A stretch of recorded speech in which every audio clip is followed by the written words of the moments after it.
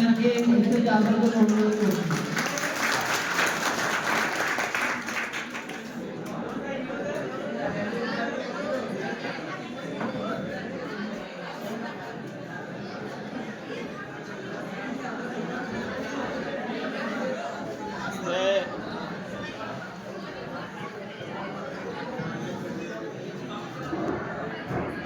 সমস্ত ছাত্রছাত্রীকে একটু নিরবতা পালন করার জন্য এত হইচইয়ের মধ্যে মনে হচ্ছে না যে আমরা আজকে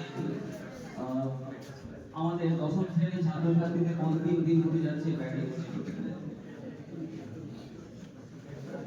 আমরা সকলেই অবগত আজ ব্যাটিং ইনস্টিটিউটের দশম শ্রেণীর ছাত্রছাত্রীদের প্রাতিষ্ঠানিক এবং আনুষ্ঠানিকভাবে বিদায়ী সম্ভাষণ দেওয়া হচ্ছে।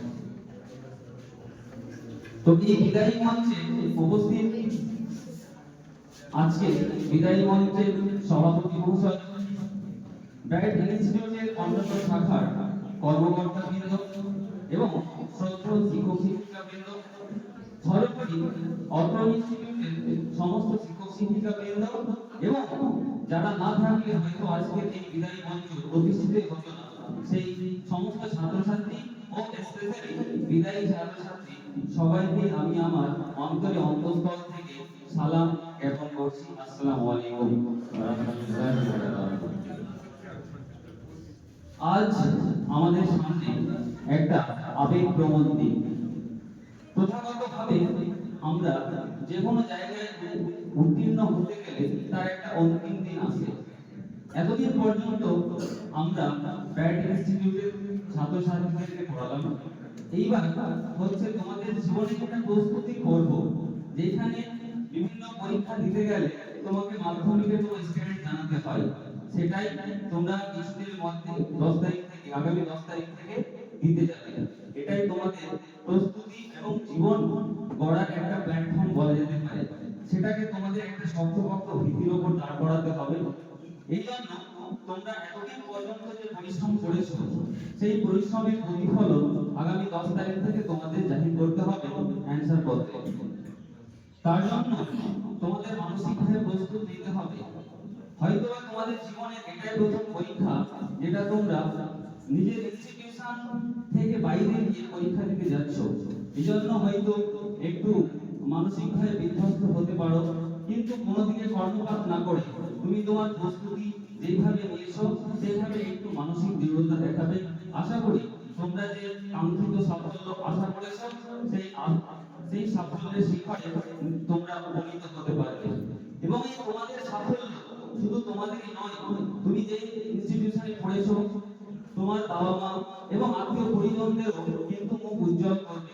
তাই তোমাদের উপর নির্ভর করছে অনেকের সাফল্য এবং ব্যর্থতা। তার দায়ভার তোমাদেরকে কিন্তু বহন করতে হবে।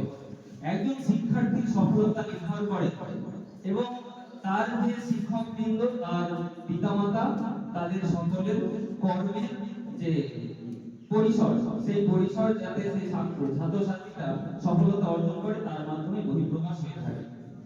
এইবার আমরা আমাদের শ্রদ্ধেয় শিক্ষক বৃন্দদের ইতিপূর্বে যে সমস্ত বক্তৃতা শুনলাম তারা অনেক কিছুই বলেছেন, এবং একটু আমি পরীক্ষার যে তোমাদের উত্তরপত্র সেদিকে একটু আলোকপাত করে থাকি। তোমাদের যে অ্যানসার শিট দেওয়া হবে উত্তরে, সেখানে প্রথম দিকে তোমাদের রেজিস্ট্রেশন, রোল নম্বর, সেশন, নাম, সাবজেক্ট ইত্যাদি ফিলআপ করতে হবে, যেগুলো তোমরা প্রতিনিয়ত পরীক্ষাতে করে থাকো। সেখানে একটু জিনিস অ্যাড হচ্ছে যে রেজিস্ট্রেশন নম্বর তোমরা এর আগে হয়তো কোনদিন লিখোনি, বা রোল নম্বর লিখেছো নম্বরটা শুধু লিখোনি, এরকম একটা জিনিস পরিবর্তন হতে পারে। তারপর প্রথম পেজে কোনো লেখা লিখবে না, বোথ সাইডে। সেকেন্ড অর্থাৎ বোথ সাইডে যেটা সেকেন্ড পেজ শুরু হচ্ছে সেইখান থেকে তোমরা কিন্তু লিখতে শুরু করবে, সেখানে লেখার জন্য ব্ল্যাঙ্ক পেজ থাকবে। সেইখানে মার্জিন গুলো কিন্তু তোমরা তোমাদের পরীক্ষার দিকে দেখেছি অনেকে মার্জিন দিতে গিয়ে কার্পণ্য করে থাকে, সরু সরু মার্জিন রেখে থাকো। মার্জিন একটু চওড়া করে নেবে, যাতে যে কোশ্চেনের যে কোশ্চেন মার্ক বা নম্বরগুলো থাকে সেইগুলো সুস্পষ্টভাবে লিখতে পারো। আরেকটা কথা বলে রাখি যে লেখার সময় তোমরা যে বিশেষত বাংলা রচনার ক্ষেত্রে বা ভূগোলের ক্ষেত্রে বা ইতিহাসের ক্ষেত্রে যেগুলোতে মূলত পয়েন্ট দেওয়া হয়, সেই পয়েন্টের যে নম্বরিং গুলো সেগুলো কিন্তু বাইরে একমাত্র থাকবে কোশ্চেন মার্কগুলো থাকবে, এবং কোশ্চেন মার্কগুলো নিজের মতো দেবে না কিন্তু যেরকম কোশ্চেন থাকবে একের ফুলস্টপ দিয়ে এক, তারপর এক, এরকম একের একের এক, একের দুই এরকম করে দেবে। এই ইচ্ছে মতো দিলে যিনি এক্সামিনার তিনি কিন্তু একটু বিচলিত হবেন, এবং তিনি যদি অসন্তুষ্ট হন তাহলে নম্বর কেটেও নিতে পারে। তাই তার জন্য আমাদের কিন্তু প্রাপ্ত নম্বরের সাথে প্রভাব ফেলতে পারে। তাই যে রকম কোশ্চেন নম্বরিং থাকবে সেই রকম তোমরা দিতে বাধ্য হবে। এবার লেখাগুলো যথাসম্ভব পরিষ্কার পরিচ্ছন্ন রাখবে, অস্পষ্ট লেখা লিখবে না। হয়তো আর শেষের দিকে সময় কম পাবে, কিন্তু এমন লেখা লিখবে না যে টিচার মানে কি বলবো, যে টিচারের মাইন্ড একেবারে নষ্ট হয়ে যায়, ওখানে কেটে দিয়ে হয়তো তুমি 5 এর 4 মধ্যে 1 2 দিয়ে দিল, যাতে অক্ষরগুলো বুঝতে পারে কোনটা ক খ লিখে সেগুলো বুঝতে পারে, এটা একটু মাথায় রাখবে। আর যে সমস্ত সাবজেক্ট বিশেষত ইতিহাসে একটু বেশি লিখতে হয়, প্রথম দিক থেকে টাইমটা মেইনটেইন করবে। তোমাদের ক্লাসে যেভাবে বলা হয়েছিল এমসিকিউ অ্যানসারের ক্ষেত্রে সেগুলো ফলো করবে। টোটাল যে কোশ্চেন সেই কোশ্চেনটা লিখতে যাবে না, কোশ্চেনের যে নম্বর সেই নম্বর দিয়ে যে অ্যানসারটা হবে সেটা লিখে দেবে। কিন্তু যেখানে তোমাদের এসিকিউ অ্যানসার আছে চারটা লিখতে হবে, ওখানে পূর্ণ বাক্য তোমাকে লিখতে হবে, তুমি লিখতে বাধ্য। কেন ওখানে মেনশন করে দেওয়া থাকে যে পূর্ণ বাক্যে অ্যানসার দাও, চারটা তোমাদের লিখতে হবে, বাকিগুলো তুমি সংক্ষিপ্ত আকারে লিখতে পারো। এবার দুই একটা ছেলে আমরা পরীক্ষা দিতে গিয়ে দেখেছি, খাতা দেখতে গিয়ে দেখেছি কোশ্চেন সহ লিখে রাখে, কোশ্চেন লেখার কিন্তু কোনো দরকার নেই।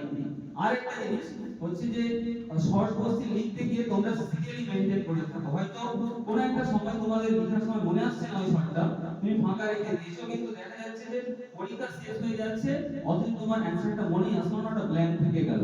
ওই রকম করবে না, সিরিয়ালি যেটা তুমি পারছো সেটা লিখো। নচেত যদি তোমার পরবর্তীতে মনে হয় শুধুমাত্র বিভাগ নম্বর দিয়ে আর কোশ্চেন নম্বর দিয়ে অ্যানসারটা লিখে দাও। এখানে কোনো বাধ্যবাধকতা নেই যে তোমাকে একেবারে সিরিয়ালি মেইনটেইন করতে হবে, ঠিক আছে? এই জিনিসগুলো মেইনটেইন করবে। আর হচ্ছে মার্জিনের সময়, যাতে অনেক সময় দেখা যায় যে মার্জিন টানার সময় কালিগুলো একটু পৃষ্ঠাতে লেগে যায়, এজন্য যে একটা পৃষ্ঠা মার্জিন টেনে পেনের মুখটা একটু পরিষ্কার করে দেবেন। এই হচ্ছে পরীক্ষা। আর পরীক্ষা হলে কোনো সেন্সলেস হওয়ার প্রয়োজন নেই, তুমি নিজেকে সবসময় দৃঢ় রাখবে, এবং তুমি মনে করবে যে আমি স্ট্রিক্টলি থাকবো, যদি প্রয়োজন হয় পুলিশের সামনে বসে বা হেড স্যারের সামনে বসে আমি এক্সাম দিতে পারবো। এইভাবে নিজেকে মানসিকভাবে তৈরি করতে হবে। সরাসরি আর আমি আমার বক্তব্য দীর্ঘায়িত করছি না, আমার পরবর্তীতে অনেকজন বলবেন, তোমরা সেগুলো শুনবে এবং শুনে নিজের জীবনে বাস্তবায়িত করবে। আশা করি তোমাদের ভবিষ্যতে চলার পথ সুগম হবে। তাই সবার দীর্ঘায়ু, সুস্থতা, এবং তোমরা আগামী দিনে এগিয়ে যাও। তোমরা প্রাইড ইনস্টিটিউটের উজ্জ্বল করো, আমাদের সমাজ আমাদের দেশের নাম উজ্জ্বল করো, এই আশা রেখে আমি আমার সংক্ষিপ্ত বক্তব্যে জবনিকা এখানে করছি।